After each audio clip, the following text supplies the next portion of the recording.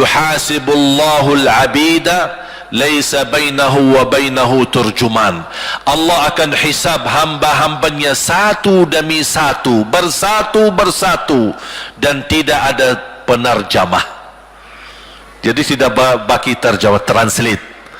Ya Allah, saya tidak mengerti bahasa Arab, saya tidak mengerti bahasa, ya Allah, gimana ini, saya butuh translate atau benacara supaya bisa bantu saya lulus dari hukum.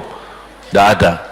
Yang hakim Allah, keputusannya Allah, yang menentukan Allah, mahkamah yang dikuasai Allah, hamba di hadapan Allah, saksi semua, tangan saksi, mata saksi, lidah saksi, kaki saksi, buku amal saksi, malaikat saksi.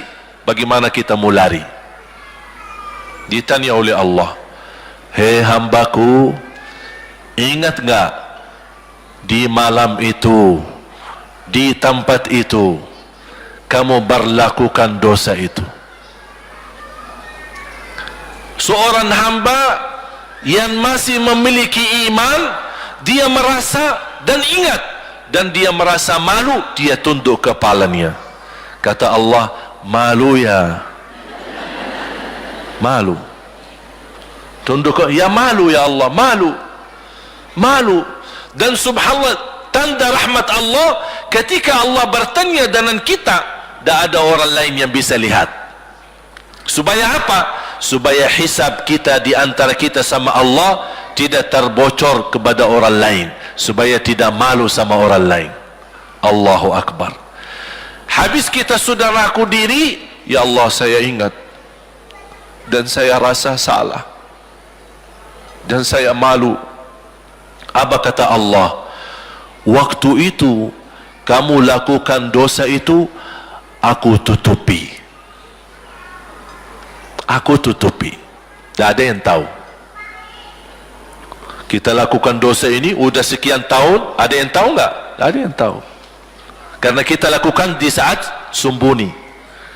Kata Allah, di saat itu kamu lakukan dan kamu tahu itu dosa, tapi aku tutupi supaya kamu jangan menjadi malu di depan keluarga atau di depan sahabat. Aku tutupi. Dan aku sekarang sudah menutupi dosamu di dunia, dan sekarang aku hapuskan dan ampuni dosamu di akhirat. Allahu Akbar. Disitulah terasa anugerah ampunan Allah yang maha kuasa. Dan Allah di saat itu mampu menghukum kita. Dan kalau Allah menghukum kita, Allah tidak pernah menzalimi kita. Justru itu keadilan Allah. Tapi Allah tidak memperlakukan keadilannya, justru yang mendahulukan ampunan dan kasih sayangnya.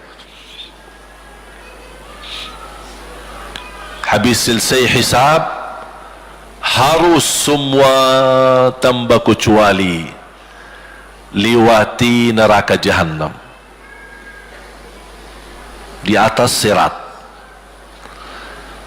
Sirat yang panjang, yang kejam seperti pedang, yang tipis sampai tidak bisa dilihat oleh mata. Katanya tipisnya seperti, subhanallah, imam bisa jalan di atas rambutnya. Kejam lagi, masuk di atas serat, terus jalan. Di saat itu ada doa yang ia melamatkan kita sampai menuju surga. Nabi Muhammad sallallahu alaihi wasallam, dia sudah duluan.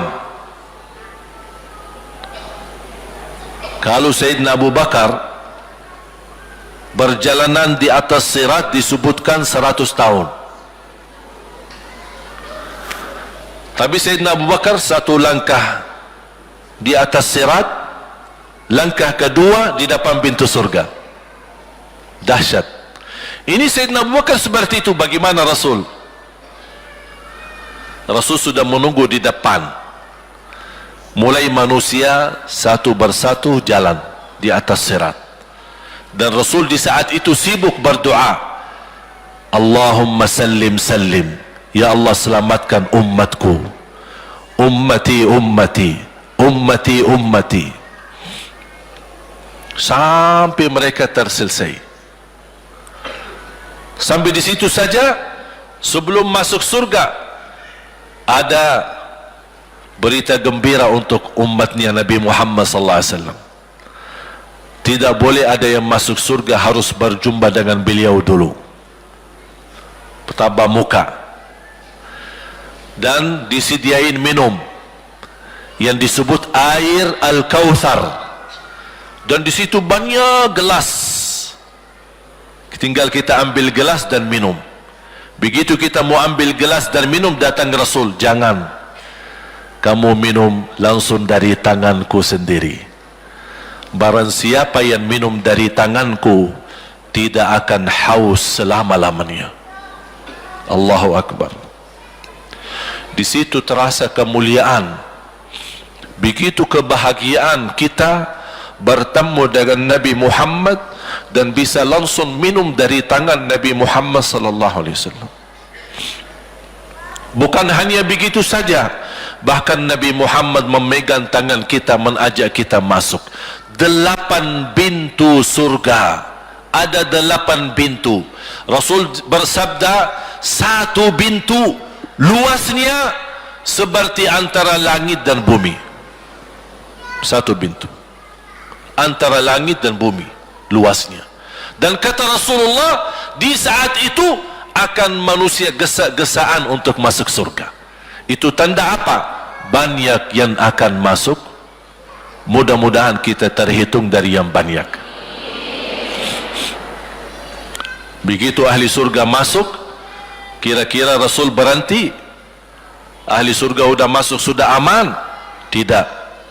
Rasul balik lagi, keluar dan menuju dari langkah sirat yang pertama, melihat ada enggak ternyata ada di antara umatnya yang tersisa, yang dosanya terlalu banyak, gesa-gesaan di jalan, merangkak di jalan sampai jatuh di dalam neraka. Rasul mana mereka? Masuk ke neraka.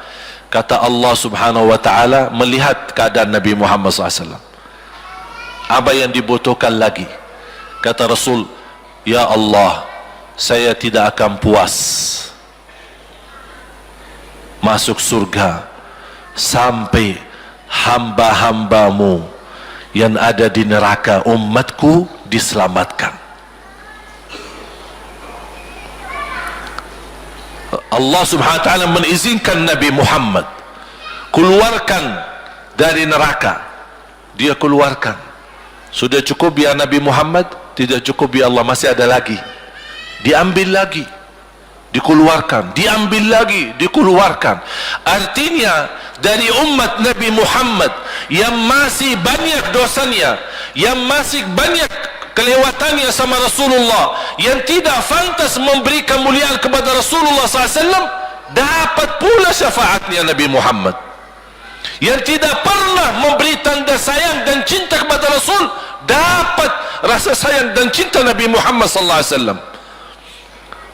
Sampai kata malaikat Jibril, demi Allah saya melihat Nabi Muhammad mengambil manusia dari neraka Jahannam, diselamatkan dari siksa dan membawa mereka ke surga. Kata malaikat Jibril, sampai aku kira tidak ada lagi yang tersisa di neraka Jahannam, saking banyaknya yang dikeluarkan oleh Rasul. Itu syafaat Rasul sallallahu alaihi wasallam. Oleh karena itu jamaah sekalian, ini yang saya ceritakan. Saya mohon kalau anda lagi bersalawat, ingat itu semua. Nabi Muhammad bukan Nabi yang biasa. Nabi Muhammad adalah Nabi yang penolong kita nanti di hari kiamat. Seandainya kita masuk neraka Jahannam, masih ada harapan kita dapat syafaat Nabi Muhammad sallallahu.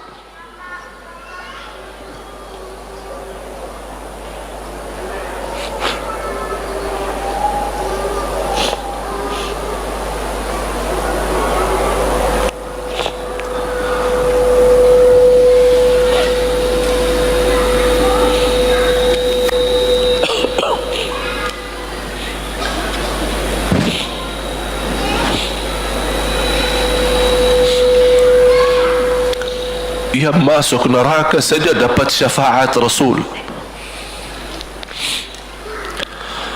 Jadi sejauh mana kita bisa mencintai beliau, sejauh mana kita minat mempelajari kehidupan beliau, sejauh mana kita mengenal sunnah-sunnah beliau. Di zaman ini, umat yang paling bodoh terhadap beliau kita, umat Islam. Kita umat Islam banyak hal yang tidak tahu tentang beliau, tidak tahu bagaimana perjuangan beliau, bagaimana doa beliau untuk kita, bagaimana kesedihan beliau kalau ada di antara kita yang kena musibah atau keburukan, apalagi masuk neraka. Siti Aisyah radhiyallahu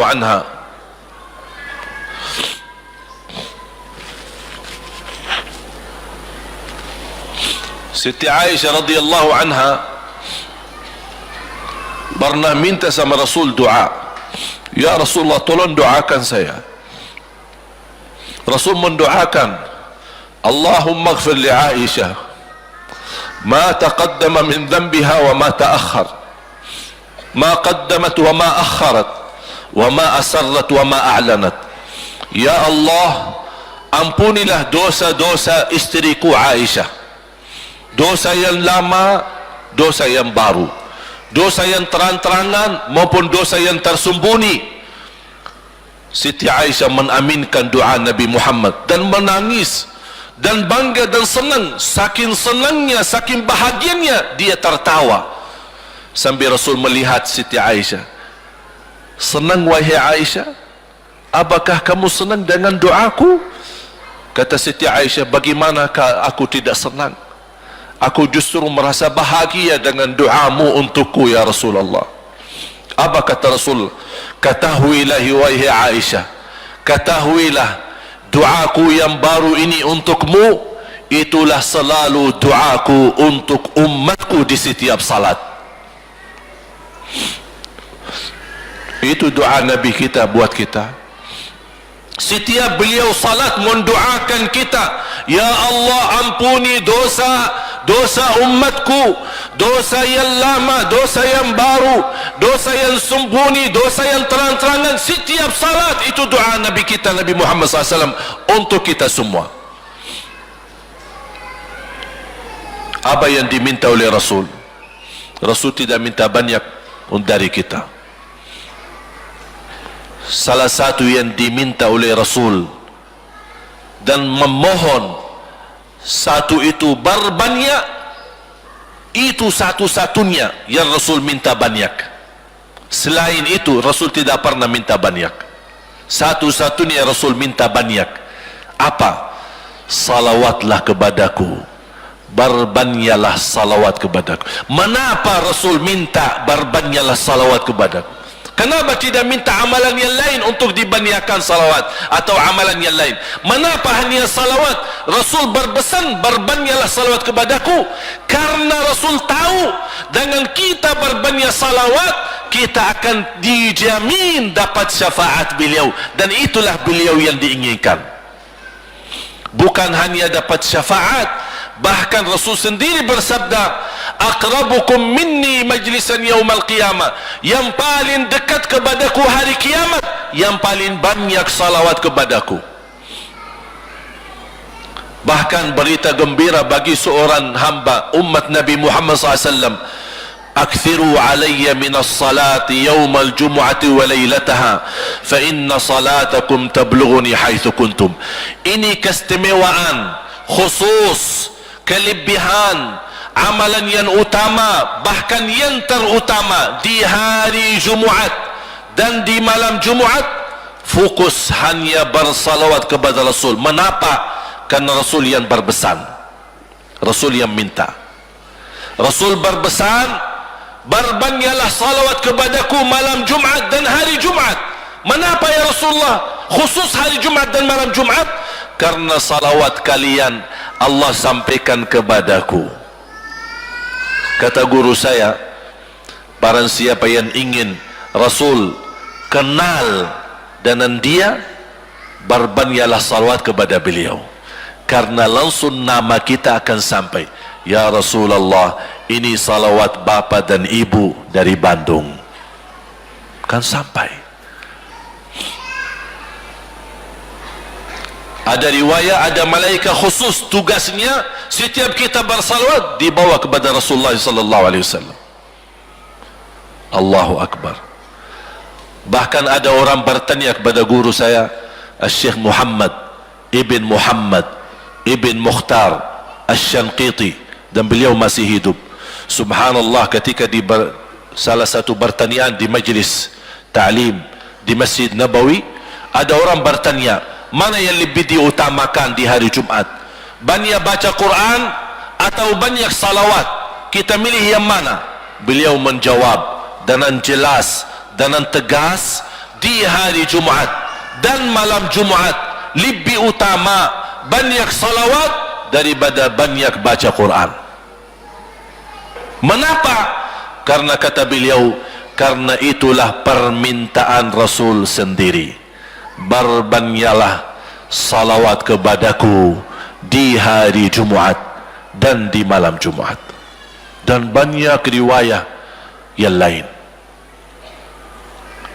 Kalau saya sebutin manfaat, keutamaan salawat kepada Rasul, lebih daripada 100 manfaat. Menghilangkan kesusahan, memberi kemudahan lunasi hutang, menyembuh penyakit, menjamin ampunan dosa, mendapat 10 rahmat, mendapatkan syafaat Rasul, posisi kita semakin mulia. Setiap kali kita salawat semakin naik darajat kita. Barang siapa yang salawat kepadaku 10 kali, dapat 10 kebaikan, dapat 10 rahmat, dihapus 10 kejahatan, dan naik 10 darajat, dan di akhirat dapat syafaatku. Luar biasa. Hadis yang terakhir, Ubay bin Ka'ab radhiyallahu anhu berkata, "Ya Rasulullah, aku suka berdoa karena salawat, arti salawat adalah doa. Arti salawat doa. Ya Rasulullah, aku suka berdoa. Berapa dari doaku saya jadikan untukmu?" Artinya berapa persen, ya? Kalau bahasa kita, berapa persen kira-kira? Kalau misal saya doa 10 menit, berapa menit untuk Rasul, dan yang sisanya buat aku. Contoh, aku kalau berdoa, "Ya Allah, ampuni dosaku, Ya Allah, murahkan rezeki, sembuhkan penyakit, Allahumma salli ala Muhammad wa ala ali Muhammad." Berarti lebih banyak untuk diri kita, baru untuk Rasul. Sahabat itu, ya Rasulullah, bertanya, "Ya Rasulullah, berapa bagian dalam doaku saya jadikan untukmu?" Apa kata Rasul? Kata Rasulullah SAW, "Ma syi'ta wa in zitta fahuwa khairul lak." Ya terserahmu. Mau doa bagaimana untukku? Ya terserahmu. Tapi semakin banyak untukku, semakin banyak manfaatnya untukmu. Apa kata sahabat? "Ya Rasulullah, saya akan jadikan separuh doaku hanya salawat kepadamu." Artinya kalau saya doa 10 menit, 5 menit salawat dan 5 menit doa untuk diriku sendiri. Apa kata Rasulullah? "Terserahmu, wa in zitta fahuwa khairul lak." Kalau kamu berani tambah, itu jauh lebih baik untukmu. Tawar menawar sama Rasulullah SAW, sampai di ujung hadis beliau berkata, "Ya Rasulullah, saya janji doaku semuanya untukmu." Artinya apa?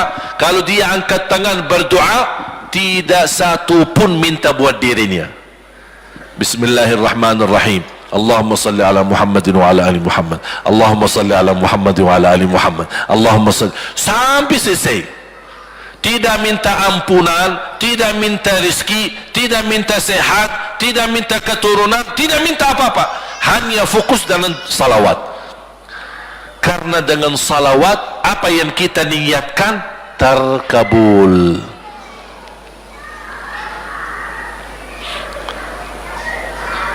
Saya dapat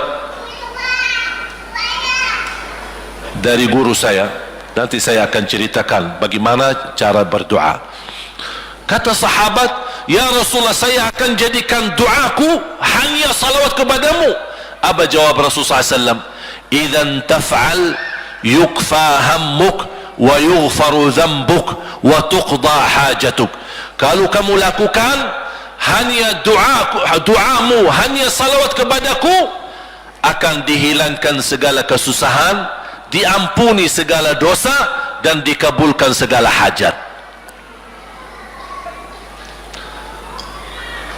Kata ulama, apa yang diharapkan oleh manusia? Hidup di dunia tambah susah dan hidup di akhirat tambah dosa. Betul? Itulah kita dapat dengan salawat kepada Nabi Muhammad SAW. Berdoa, ketika anda berdoa, contohnya seperti ini. Setiap anda berdoa, biasa mulai dalam bismillah dan memuji Allah Subhanahu wa ta'ala. Cukup satu kata memuji Allah dalam segala pujian, alhamdulillahi rabbil alamin. Segala puji bagi Allah. Ini mewakili semua pujian yang lain. Asmaul husna, segala sifat agung, segala kemuliaan diwakili oleh satu kata, alhamdulillahi rabbil alamin. Kata sederhana, kata tidak terlalu panjang, tapi maknanya sangat luas. Oleh kerana itu boleh diulangi berkali-kali, alhamdulillahi rabbil alamin, alhamdulillah, sambil benar-benar merasa di hati. Karena ini ucapan mewakili segala pujian yang kita ingin sampaikan kepada Allah. Karena ada pujian yang kita ingat, ada pujian kata-kata yang kita tidak hafal, dan alhamdulillahi rabbil alamin mewakili segala pujian kepada Allah Subhanahu wa ta'ala. Kemudian bersalawat, Allahumma salli ala Muhammadin wa ala ali Muhammad kama sallaita ala Ibrahim wa ala ali Ibrahim innaka Hamidum Majid. Silakan doa, ya Allah, ampunilah dosaku. Allahumma salli ala Muhammadin wa ala ali Muhammad. Ya Allah, sembuhkan penyakitku. Allahumma salli ala Muhammadin wa ala ali Muhammad. Ya Allah, berikan kepada aku anak yang salih salihah. Allahumma salli ala Muhammadin wa ala ali Muhammad. Jadi setiap langkah doa diawali dan diakhiri salawat. Faham? Subhanallah, wallahi dahsyat. Saya tidak bisa cerita apa lagi. Mau cerita apa lagi? Wallahi dahsyat. Saya tidak pernah istiqamah mengamalkan doa seperti ini. Alhamdulillah, selalu terkabul. Bahkan nyata Allah kasih, udah selesai. Wallahi jamaah sekalian, salawat kepada Nabi Muhammad bukan budaya, bukan kebiasaan, tapi amalan yang sangat manfaat buat keselamatan kita, kebahagiaan kita di dunia maupun di akhirat. Bahkan keselamatan buat anak kita, salawat kepada Nabi Muhammad SAW. Terakhir, sekali lagi, ketika anda bersalawat, apa yang saya cerita tadi tolong dihadirkan dalam fikiran. Siapa Nabi Muhammad itu? Nabi Muhammad penolong kita di hari kiamat. Nabi Muhammad yang membawa syafaat untuk kita. Nabi Muhammad yang menunggu kita di surga. Nabi Muhammad yang membela kita di saat kita berdiri di hadapan Allah. Nabi Muhammad yang akan membantu mendoakan kita saat jalan di atas sirat. Nabi Muhammad yang mendampingi kita nanti ketika kita minum dari air Al-Kautsar. Nabi Muhammad yang menemani kita masuk ke dalam surga. Nabi Muhammad yang tidak pernah lupa sama kita. Makanya ketika anda bersalawat dan membawa perasaan dan membawa penghayatan ini, InsyaAllah jemaah sekalian akan terasa, ya Allah, ternyata indahnya salawat kepada Rasul. Karena sudah kontak di hati. Apalagi kalau anda begitu salawat dan salam, Rasul jawab. Rasul jawab kita, Waalaikumsalam ibu. Tapi cuma kita tidak dengar. Dia dengar salawat kita, dia dengar salam kita, tapi kita tidak mendengar jawab beliau. Allahu Akbar.